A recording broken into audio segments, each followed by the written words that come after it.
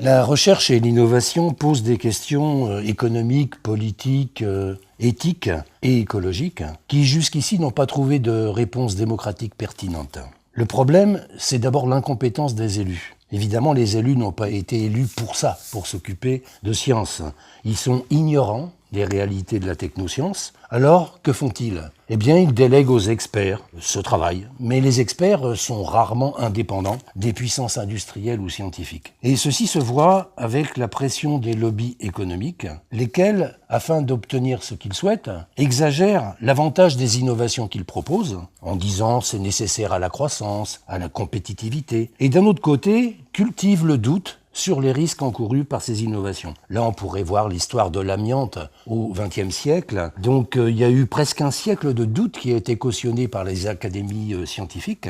Et on a vu la même chose pour le tabac, pour le nucléaire, pour les plantes transgéniques. Le problème, c'est que la société devient réticente. Elle exige d'être entendue. Et il y a une montée en expertise des associations, si bien que des compétences indéniables existent dans la société civile. Alors, le pouvoir répond à cette exigence démocratique en organisant des processus qu'il appelle de consultation ou de concertation et qui sont supposés instaurer la participation. Le but de ces processus, c'est d'abord d'évaluer l'état de l'opinion afin de pouvoir réagir. C'est aussi d'obtenir l'acceptabilité de la société pour les innovations, si bien que ces processus-là n'ont peu d'effet sur la décision. Le plus ancien dispositif participatif, c'est l'enquête publique. Elle date de 1834, elle a été redéfinie par la loi Bouchardot en 1983, et elle est très utilisée pour les aménagements locaux. Plus récemment, avec la loi Barnier, a été créée la Commission nationale du débat public qui, en 1995,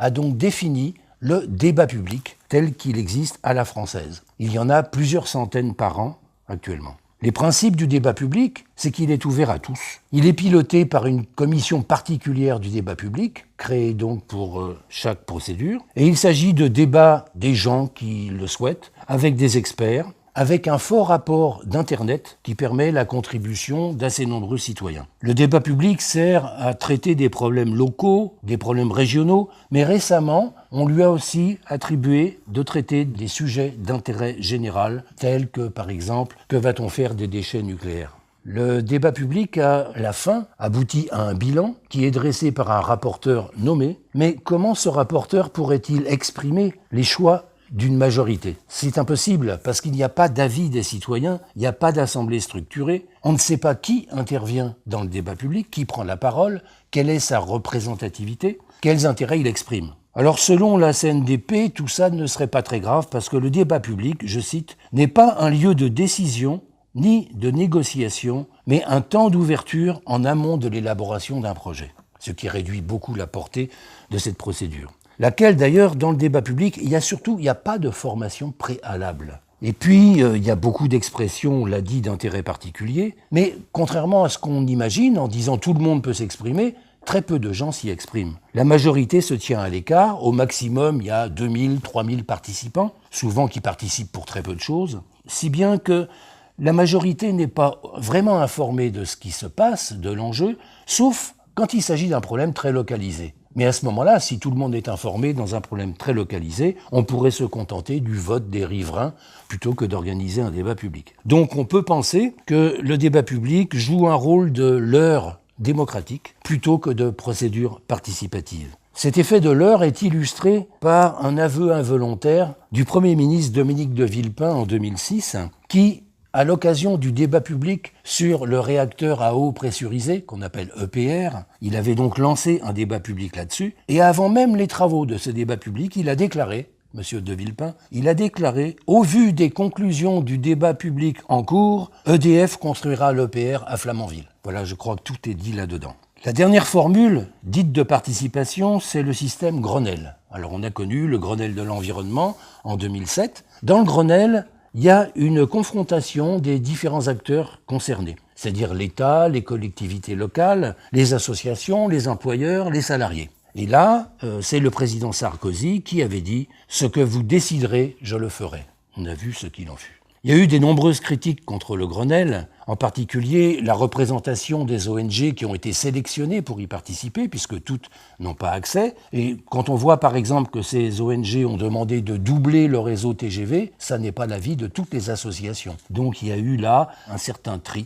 D'autre part, les lobbies industriels ne sont pas très actifs dans ces tables rondes, ils sont beaucoup plus actifs dans les lieux de décision, si bien qu'ils laissent passer des conclusions unanimes, telles que par exemple il y avait eu dans ce Grenelle de l'environnement une unanimité contre la construction de nouveaux aérodromes. Et puis, évidemment, les lobbies qui ont pu agir en haut lieu ont provoqué le retour de Notre-Dame-des-Landes récemment. Par ailleurs, dans ce Grenelle, on a aussi évité les questions sensibles, même si elles étaient cruciales. Il était interdit de parler de nucléaire. Comment ne pas parler de nucléaire quand on prétend régler les problèmes d'environnement ? Et plus généralement, on a vu que le poids de l'économie était plus important qu'une vision d'ensemble. Donc tous ces systèmes-là, qui prétendent être des procédures de démocratie participative, donc l'enquête publique, le débat public, les Grenelles, ils informent les décideurs sur l'acceptabilité des projets, ils permettent, ce qui est certainement utile, des expressions divergentes, mais en fait il y a beaucoup de propositions qui étaient déjà exprimées par la société civile et qui étaient négligées par le pouvoir. Et une véritable participation, elle exigerait autre chose. Elle exigerait l'implication directe de la population. Elle exigerait un processus délibératif plutôt que consultatif. Elle exigerait la construction d'un avis par les citoyens eux-mêmes. Mais l'implication des citoyens, c'est pas n'importe quoi, ça implique une formation préalable. C'est-à-dire qu'on ne peut pas arriver à un avis éclairé si la formation n'a pas été à la hauteur des enjeux. Et elle implique aussi le fait que le jury soit indépendant d'intérêts particuliers, c'est-à-dire qu'il soit tiré au sort, ce qui est la meilleure façon d'obtenir des personnes indépendantes. D'où la proposition plus récente de procédure qui implique un échantillon de population plutôt que supposément toute la population et qui a donc défini des procédures assez nombreuses que Michel Callon, sociologue qui travaille là-dessus, a appelé des procédures dialogiques. J'évoquerai la principale. À la fin des années 1980, le Parlement danois a proposé les conférences de citoyens. Le principe de ces conférences, il y a 15 ou 20 personnes qui ont été tirées au sort. Elles reçoivent la formation la plus complète possible et après discussion avec les experts et au sein du panel, elles rédigent un avis. Il y a eu des centaines de procédures de ce type dans le monde depuis 25 ans. Mais le protocole a été variable d'une procédure à l'autre, et surtout la rigueur de ce protocole a toujours été réduite par l'urgence, c'est-à-dire qu'il fallait produire des résultats immédiatement, et par l'économie, c'est-à-dire qu'il fallait diminuer le coût de la procédure. Et tout ça a beaucoup nui à l'efficacité comme à la crédibilité des conférences de citoyens. Donc, pour que ces procédures aient la crédibilité requise, il fallait avancer un petit peu dans la définition du protocole. C'est pourquoi la Fondation Sciences Citoyennes a analysé de nombreuses expériences mondiales de conférences de citoyens afin d'établir un protocole rationalisé et reproductible que nous avons appelé Convention de citoyens.